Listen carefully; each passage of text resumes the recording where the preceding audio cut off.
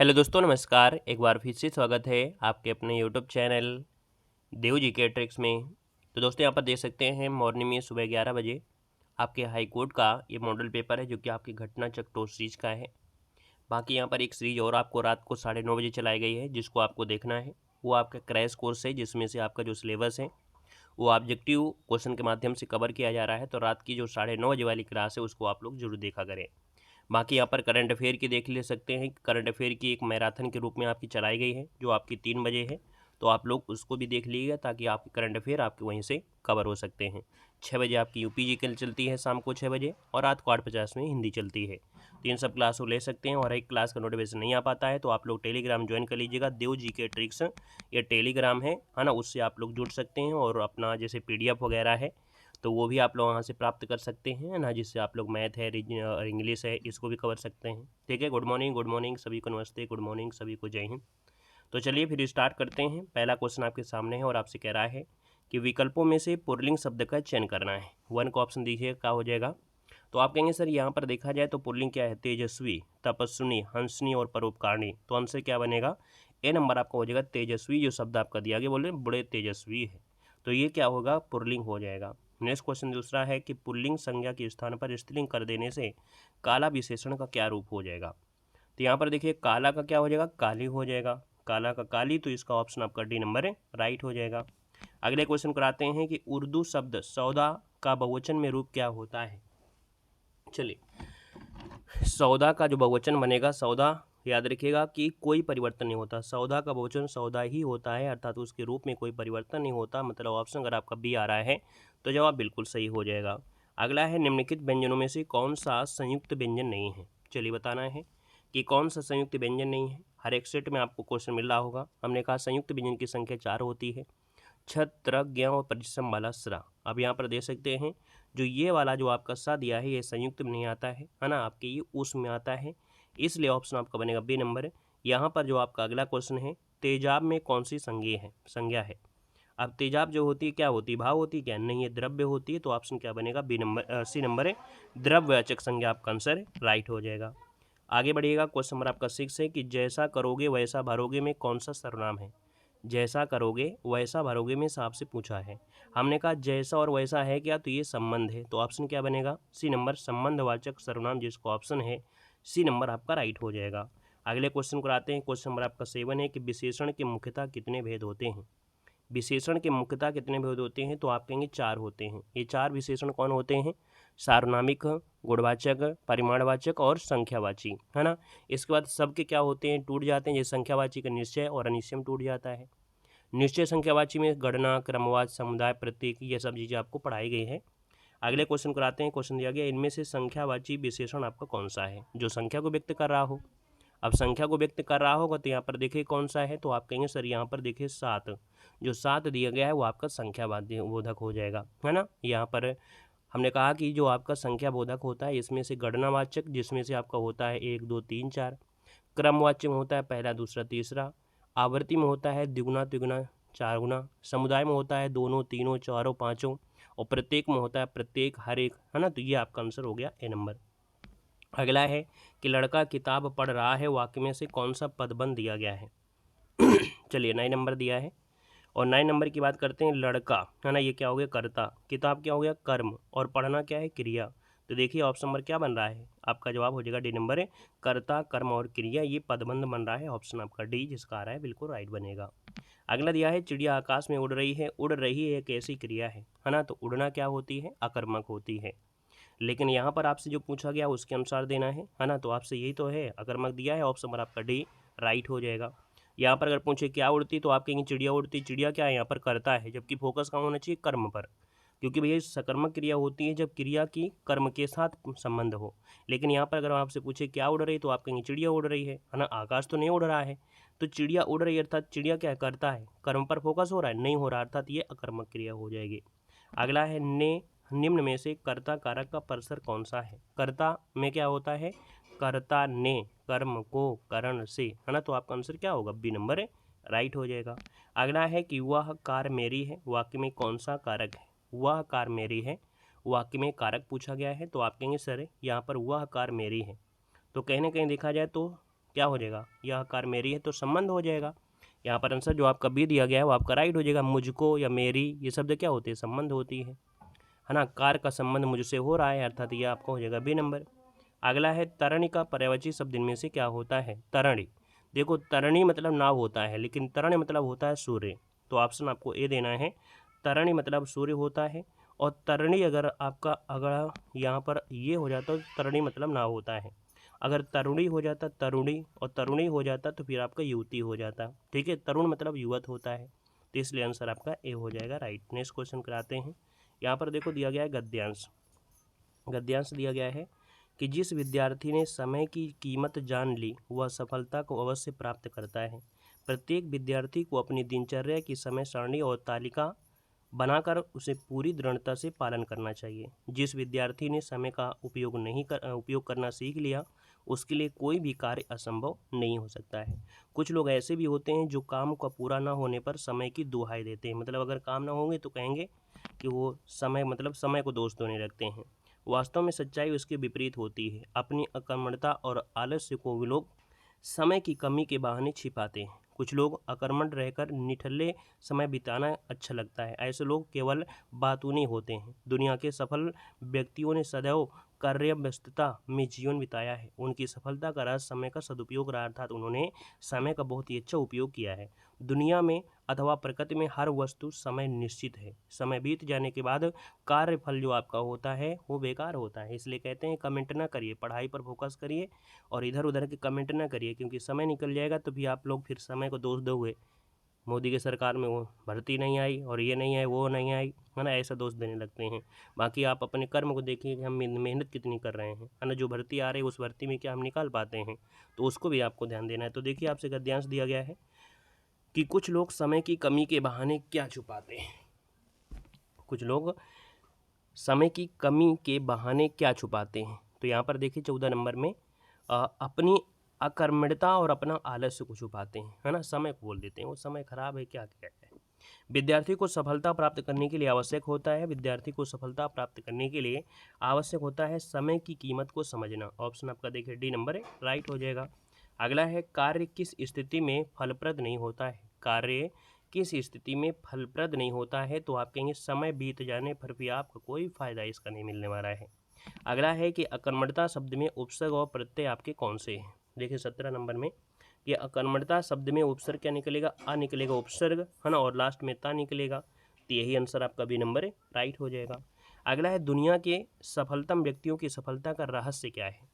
सबकी सफलता का रहस्य है समय का उन्होंने सदुपयोग किया, अर्थात अच्छा, यहाँ पर सा मतलब अच्छा होता है, अच्छा उपयोग किया। अगला है स्वागत का विलोम क्या होता है। भाई किसी का स्वागत कर रहे हैं तो आप कहेंगे तिरस्कार, है ना, स्वागत का होता है तिरस्कार होता है, ऑप्शन आपका डी बनेगा। अगला है फूंक फूंक कर पैर रखना, इस मोहरे का सही अर्थ क्या होता है। फूंक फूंक कर पैर रखना मतलब होता क्या है, तो सोच विचार कर काम करना, ऑप्शन नंबर आपका सी राइट हो जाएगा। आगे बढ़िएगा, क्वेश्चन नंबर आपका दिया गया है 21 नंबर में पुनर्जन्म का संविच्छेद आपको बताना है।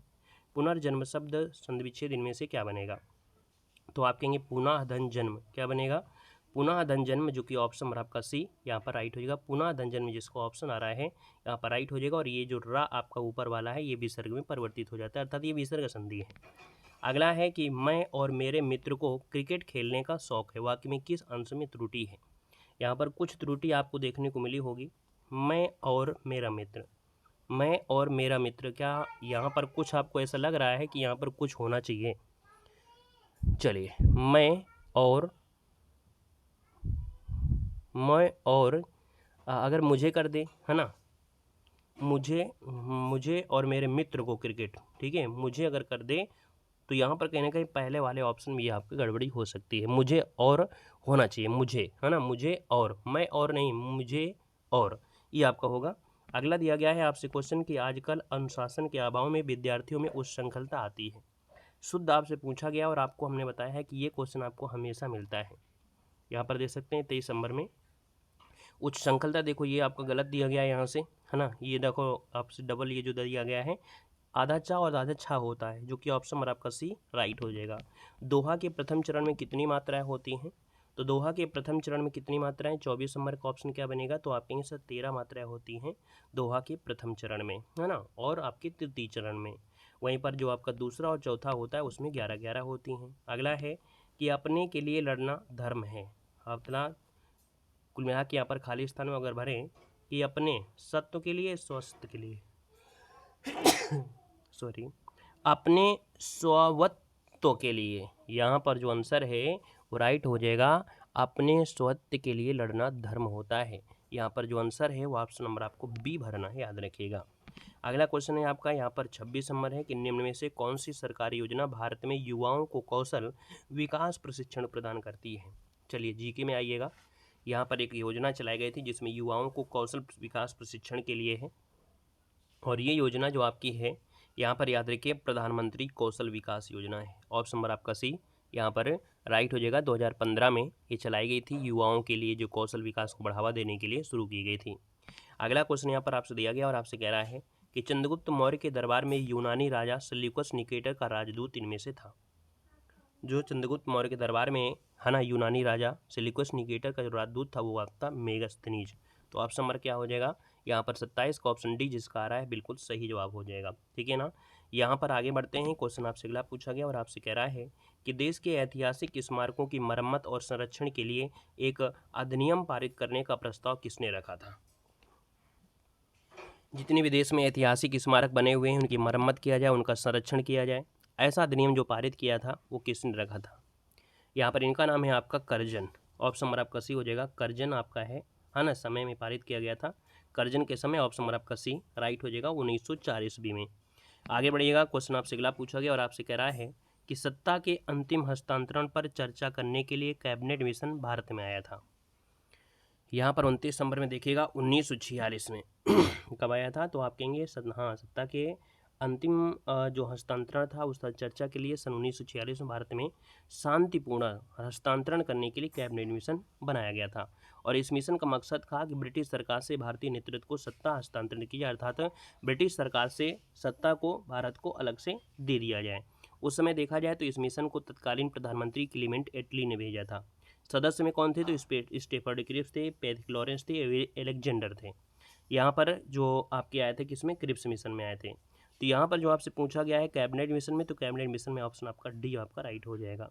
अगला क्वेश्चन आपसे दिया गया और आपसे कह रहा है भारतीय संविधान के अनुच्छेद 25 से लेकर 28 का जो प्रावधान है उसे क्या कहते हैं। तो ये धार्मिक स्वतंत्रता का अधिकार है। धार्मिक स्वतंत्रता का अधिकार है, हमने कहा भी था, कभी कभी क्वेश्चन होता है कि जो आपके सिख लोग होते हैं कपाट धारण करते हैं। कपाट मतलब एक प्रकार से जो चाकू होती है छोटी से ना, वो चाकू जो धारण करने का अधिकार है वो आर्टिकल नंबर आपके 25 है।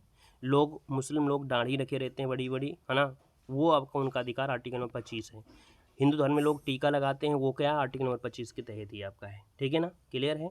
आगे बढ़िएगा। क्वेश्चन आपसे अगला पूछा गया, निम्नलिखित में से कौन राष्ट्रपति के निर्वाचन में भाग नहीं लेता है। जब राष्ट्रपति का निर्वाचन होता है तो राष्ट्रपति के निर्वाचन में देखिए विधानसभा, है ना, और आपकी जो लोकसभा और राज्यसभा होती है, विधान परिषद इसमें से निर्वाचित ये नहीं होती। तो ऑप्शन नंबर आपका डी यहाँ पर नहीं सब दिया। देखिए लोकसभा होती है, निर्वाचित राज्यसभा होती है, निर्वाचित विधानसभा के सदस्य, लेकिन विधान परिषद के लोग नहीं होते, इसलिए ऑप्शन आपका डी राइट हो जाएगा। अगला क्वेश्चन यहाँ पर दिया गया है कि भारतीय संविधान का कौन सा अनुच्छेद सर्वोच्च न्यायालय को अपने स्वयं के निर्णय और आदेशों की समीक्षा करने का अधिकार देता है। यहाँ पर 32 नंबर में तो देखिए ये जो ऑप्शन ए दिया गया है अनुच्छेद 137 दिया है। अनुच्छेद 137 जिसको ऑप्शन आ गया है यहाँ पर राइट हो जाएगा कि जो उच्चतम न्यायालय है उसकी पुनरावलोकन की जो आपकी रिव्यू जिसे बोलते हैं, रिव्यू की शक्ति के बारे में आपका दिया गया है। मतलब अपने अनुच्छेद जो आपका है न्यायालय को अपने स्वयं के निर्णय या आदेशों को समीक्षा करने का अधिकार दिया गया होता है। यहाँ पर अगला क्वेश्चन आपसे दिया गया है कि दिल्ली नगर निगम जो कि संशोधन विधेयक 2022 का उद्देश्य दिल्ली के नगर निगमों को एक इकाई में एकीकृत करना है, जिसमें तालमेल और रणनीतिक योजना और संसाधनों के इष्टतम उपयोग के लिए एक मजबूत व्यवस्था सुनिश्चित की जा सकेगी। मतलब यहाँ पर नगर निगम, दिल्ली के नगर निगम में अगर पूछे तो यहाँ पर जो आपका आंसर है वो आपका हो जाएगा 3। कितने हो जाएंगे, 3 हो जाएंगे। कुल मिला के दिल्ली नगर निगम संशोधन 2022 जब आया था तो उसमें कहा गया था कि दिल्ली के 3 जो आपके नगर निगम है उनको एकीकृत किया जाएगा। आगे बढ़िएगा। क्वेश्चन आपसे अगला पूछा गया है, निम्नलिखित में से कौन सी नदी है भारत में सर्वाधिक राज्यों से होकर गुजरती है। निम्नलिखित में से कौन सी नदी है भारत में सर्वाधिक राज्यों से होकर गुजरती है। तो सिंपल सी बात है, गंगा हो सकती है। यहाँ पर गंगा नदी बेसिन है, 10 राज्यों से अधिक साझा करती है। नदी बेसिन की अगर बात करते हैं तो फिर 10 से अधिक राज्यों में जैसे उत्तर प्रदेश, हिमाचल प्रदेश, हरियाणा, दिल्ली, राजस्थान, मध्य प्रदेश, बिहार, झारखंड, पश्चिम बंगाल, छत्तीसगढ़ की कुछ भागों में है। बेसिन मतलब होता है अगर ये नदी यहाँ से जा रही है और यहाँ का पानी यहाँ तक, यहाँ से पानी इसमें आता हो या यहाँ तक इसकी सिंचाई होती है, उसको बेसिन कहती हैं। बाकी वैसे भी मालूम है कि गंगा नदी जो आपकी है वो कहीं ना कहीं देखा जाए तो कई राज्यों से होकर ये आपकी गुजरती भी है। तो इसलिए जो आपका 34 नंबर है वो आपका ये नंबर है, राइट हो जाएगा दोस्तों, याद रखिएगा। उत्तराखंड से देखो निकलती है, उत्तर प्रदेश, बिहार, झारखंड, पश्चिम बंगाल में होते हुए ये बांग्लादेश में होकर जाती है। आगे बढ़िएगा, क्वेश्चन आपसे अगला पूछा गया और आपसे कह रहा है कि निम्नलिखित में से कौन सा राष्ट्रीय उद्यान है जो महाराष्ट्र में स्थित नहीं है। 35 नंबर दिया गया और महाराष्ट्र में देखिए नवेगांव राष्ट्रीय है, गुगामल राष्ट्रीय उद्यान है, ताडोबा आपका है।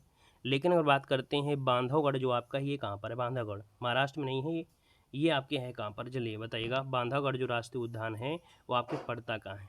चलिए जल्दी से बताइएगा। 35 नंबर में यहाँ पर जो आपका आंसर है वो आपकी एमपी, बिल्कुल सही है, बांधवगढ़ जो आपका है एमपी में है। अगला क्वेश्चन आपसे दिया गया है, खरीफ फसल की जो बुआई, खरीफ फसल की जो कटाई होती है वो कब होती है? यहाँ पर कटाई दिया है, तो कटाई की बात करते हैं तो खरीफ फसल बो जाती है लगभग आपकी जुलाई अगस्त में और काटी जाती है अक्टूबर नवंबर में, तो ऑप्शन आपका बी राइट हो जाएगा। अगला क्वेश्चन आपसे दिया गया और आपसे कह रहा है कि Tata iron and steel company, जिसे टिस्को कहते हैं, सन में स्टील का उत्पादन शुरू कर दिया था। यहाँ पर 37 नंबर में जो ऑप्शन आपका सही दिया है 1912, ठीक है, 1912 की अगर हम बात करते हैं तो यहाँ पर जवाब जो दिया गया है वो आपका सी नंबर है, यहाँ पर राइट हो जाएगा। 1912 में यहाँ से स्टील का उत्पादन जो था वो आपका शुरू हो गई थी और स्थापना जो थी जमशेद टाटा द्वारा आपकी की गई थी, जो कि झारखंड में स्थित है। आगे बढ़िएगा, क्वेश्चन दिया गया है कि प्रकाश की तरंगदैर्घ्य को मापने की इकाई क्या होती है? प्रकाश की तरंगदैर्घ्य को मापने की इकाई होती है एंगस्ट्रॉम। क्या होती है? एंगस्ट्रॉम। इसका जो कह सकते हैं इसका नाम स्वीडिश वैज्ञानिक एंडर्स जोनस इंस्ट्रोग्राम के नाम पर रखा गया है। अगला क्वेश्चन यहाँ पर दिया गया है और आपसे कह रहा है कि MS वर्ड 365 में प्रिंट सेटिंग डायलॉग का नंबर ऑफ कॉपीज विकल्प आपको क्या करने की सुविधा देता है? एक क्वेश्चन आपसे कंप्यूटर का आपका ये पूछा गया है और इसमें होता है कि यह निर्दिष्ट करने के लिए डॉक्यूमेंट की कितनी कॉपियाँ प्रिंट की जानी है ना। आप देते हैं कोई चीज़ को अगर कॉपी करवाना है, प्रिंट की जाने वाले कॉपीज़ की संख्या को नियंत्रित करने की सुविधा देता है, जो आपका यहाँ पर ये होता है, ठीक है ना। यहाँ पर डायलॉग नंबर ऑफ कॉपीज मतलब आपका कितनी कॉपी प्रिंट करना है। आगे बढ़िएगा, क्वेश्चन आपसे दिया गया और आपसे कह रहा है साइंस में निम्न में से कौन कोशिकाओं की खोज करने वाला पहला जीव विज्ञानी था? कोशिका की खोज आपकी किया था रॉबर्ट हुक ने 1665 में किया था, याद रखिए। जो ऑप्शन नंबर आपका ये हो जाएगा। हालांकि ये जो कोशिका की खोज थी वो आपकी डेड थी, अर्थात कह सकते हैं डेड कोशिकाएं आपकी थी। आगे बढ़िएगा, क्वेश्चन आपसे अगला पूछा गया और आपसे कह रहा है वे जीव जो पादपों द्वारा संश्लेषित भोजन ग्रहण करते हैं वो क्या कहलाते हैं? पादपों द्वारा संश्लेषित होते हैं, कहीं ना कहीं ये आपके होते हैं विषमपोषी कहते हैं। क्या बोलते हैं इनको? विषमपोषी कहा जाता है। नोट करिएगा, ऑप्शन नंबर आपका ए यहाँ पर राइट हो जाएगा। मतलब वे जीव जो पौधों द्वारा संश्लेषित भोजन ग्रहण करते हैं विषमपोषी कहते हैं। जैसे मनुष्य है, गाय है, बिल्ली है, हिरण है, ये सब पौधे क्या होते हैं? पौधे जो होते हैं वो प्रकाश संश्लेषण द्वारा क्रिया करते हैं, अपना भोजन स्वयं बनाते हैं, जिन कारण इन्हें स्वयंपोषी कहते हैं। तो ऑप्शन क्या हो जाएगा यहाँ पर आपका? स्वयंपोषी होता तो पौधे हैं, विषमपोषी में हम लोग जैसे होते हैं पौधों से प्राप्त की चीज़ें खाते हैं, तो यहाँ पर आप कहेंगे सर ऑप्शन नंबर आपका ए हो जाएगा। अगला क्वेश्चन की अगर बात करते हैं, कह रहा है कि निम्नलिखित में से कौन सा संचारी रोगों द्वारा एक उदाहरण नहीं है? संचारी रोग का उदाहरण नहीं है, देखिए यहाँ पर आपका कौन सा है? 42 नंबर में देखो यहाँ पर जो दिया गया है आपका संचारी रोग में आपका मधुमेह जो आपका नहीं है, बाकी चेचक है, खांसी जुकाम है, क्षय रोग है, ये कहीं ना कहीं जो आपके रोग होते हैं कहीं ना कहीं कीटाणुओं के माध्यम से, है ना, इन वजह से आपके हो जाते हैं। मतलब एक चीज़ से दूसरी वस्तु में भी हो जाते हैं, दूसरे भोजन से हो जाते हैं। लेकिन भैया मधुमेह रोग आपके ये नहीं होता है कि दूसरी चीज़ों से हो जाए, किसी प्रकार से होती है बॉडी के अंदर जो आपका कह सकते हैं कि जो मधुमेह होता है कहीं इंसुलिन जो आपकी होती है इस वजह से आपका होता है। तो कुल मिला के यहाँ पर हम लोग कह सकते हैं कि वह रोग जो एक रोगग्रस्त व्यक्ति से दूसरे स्वस्थ व्यक्ति में कह सकते हैं कि ना पहुँच पाए, तब वो आपका होता है ये मधुमेह होता है। भाई आप ही बताइए, किसी को अगर शुगर है तो आपको भी हो जाएगा? नहीं हो सकता है। बाकी अदर वाले रोग है कहीं ना कहीं हो जाएंगे, चेचक है, क्षय रोग है, खांसी जुकाम है, ये अगर किसी को है, अगर आप उसके संपर्क में ज़्यादा रहेंगे तो हो जाएगा। अगला क्वेश्चन आपसे दिया गया है और आपसे कह रहा है कि एक पारिस्थितिकी तंत्र में निम्नलिखित में से कौन सा स्वपोषी है? अब 43 नंबर में स्वपोषी दिया है और स्वपोषी मतलब होता है जो अपने भोजन को स्वयं बनाते हैं। और ये देखिए आपके पौधे हैं, जैसे पेड़ पौधे, झाड़ियाँ, घास हैं, ये जो आपके हैं ये खुद से भोजन बनाते हैं जो सूर्य के प्रकाश से, है ना, प्रकाश संश्लेषण से। तो ऑप्शन यह हो जाएगा। और हमने कहा था स्वपोषी और विषमपोषी मतलब जो उससे प्राप्त करते हैं वो, है ना। अगला क्वेश्चन आपसे दिया गया और आपसे कह रहा है कि राष्ट्रीय आय की गणना किस विधि को औद्योगिक उत्पत्ति विधि के नाम से भी जाना जाता है। याद रखिए ये होती है मूल्य वर्धित विधि, इसे कहते हैं, क्या बोलते हैं, मूल्य वर्धित विधि। ये राष्ट्रीय आय निर्धारित करने के 3 कारकों में से एक है। अन्य 2 विधियां, एक व्यय विधि होती है और एक आय विधि होती है। तो यहाँ पर जो आंसर आपका दिया है वो आपका सी नंबर राइट हो जाएगा। ठीक है, आगे बढ़िएगा। क्वेश्चन आपसे दिया गया है और आपसे कह रहा है फिल्म अभिनेत्री हेमा मालिनी एक प्रशिक्षित नृत्यांगना है। मतलब जो आपकी हेमा मालिनी हैं वो एक नृत्य करती हैं, शास्त्रीय नृत्य करती हैं, और ये शास्त्रीय नृत्य जो करती हैं वो कौन सा है, तो याद रखिएगा आपका भरतनाट्यम। भरतनाट्यम में अपने कलाकार के लिए जानी जाती हैं, है ना। तो आपका जो आंसर है वो आपका क्या हो जाएगा, यहाँ पर आपका डी नंबर राइट हो जाएगा। इन्हें ड्रीम गर्ल भी कहा जाता था बॉलीवुड में। अगले क्वेश्चन को आते हैं। क्वेश्चन दिया गया है उस्ताद जाकिर हुसैन निम्नलिखित में से कौन सा वाद्य यंत्र बजाते हैं। 46 नंबर की बात करते हैं तो आपका जो 46 नंबर दिया है, 46 का ऑप्शन जो आपका बनेगा वो आपका क्या बनेगा, चलिए जल्दी से बताइएगा। 46 नंबर में तो यहाँ पर ऑप्शन सी हो जाए आपके तबला वादक के लिए जाने जाते हैं जो आपके जाकिर हुसैन हैं, है ना। यहाँ पर आगे बढ़ते हैं। क्वेश्चन आपसे अगला पूछा गया और आपसे कह रहा है कि कौन सा देश है 2031 क्रिकेट विश्व कप की मेजबानी करेगा। 2031 में याद रखिएगा जो आपका आईसीसी एक दिवसीय पुरुष क्रिकेट विश्व कप होना है, इसकी मेजबानी भारत और बांग्लादेश संयुक्त रूप से की जाएगी। भारत और बांग्लादेश में आपके इसके खेल होंगे। तो आपका आंसर पहला ही राइट हो जाएगा, याद रखिएगा। क्लियर है। अच्छा 2027 में कहाँ होंगे, 2027 में आपकी होंगे दक्षिण अफ्रीका, नामीबिया और जिम्बाब्वे शामिल होने वाले हैं। और ये आपकी जो की जाएगी केस 2027 में, तो उसमें एक दिवसीय होगा विश्व कप में। जो मेजबान देश होंगे दक्षिण अफ्रीका में खेला जाएगा, नामीबिया में खेला जाएगा और जिम्बाब्वे में खेला जाएगा। ठीक है, अगला क्वेश्चन आपसे दिया गया और आपसे कह रहा है कि 23वें आईफा पुरस्कार में किसी सर्वश्रेष्ठ अभिनेता का पुरस्कार दिया गया है। यहाँ पर 48 नंबर है, ऑप्शन ए हो जाएगा आपका रणवीर कपूर को दिया गया है। किसको दिया गया है, रणवीर कपूर, जिसका ऑप्शन आ रहा है यहाँ पर आपका ए नंबर है राइट हो जाएगा। वहीं पर जो आपकी सर्वश्रेष्ठ अभिनेत्री वो आपकी आलिया भट्ट थी। और ये पुरस्कार किस फिल्म के लिए था, तो आपका 12th फेल के लिए प्रदान किया गया है। आगे बढ़िएगा। क्वेश्चन नंबर आपका 49 है और आपसे कह रहा है कि मार्च 2024 में किसी उत्तर प्रदेश का मुख्य सूचना आयुक्त नियुक्त किया गया है। दोस्तों ये है राजकुमार विश्वकर्मा है। कौन है, राजकुमार विश्वकर्मा, जिसका ऑप्शन आ रहा है यहाँ पर राइट हो जाएगा। याद रखिएगा ये 13/3/2024 को नियुक्त किए गए।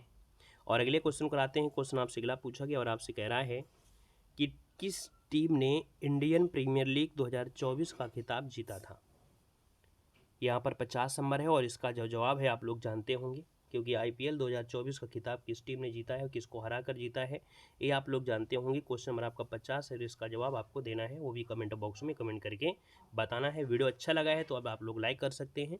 और हमने कहा भी है कि आप लोग टेलीग्राम ज्वाइन करिएगा, टेलीग्राम पे पीडीएफ वगैरह भी हम आपको भेज देते हैं, तो उसके माध्यम से आप लोग इंग्लिश हो गया, मैथ हो गया, इसको भी आप लोग सॉल्व कर सकते हैं। सभी लोग भाई सेशन को लाइक कर दीजिएगा जितने लोग यहाँ पर जुड़े हैं।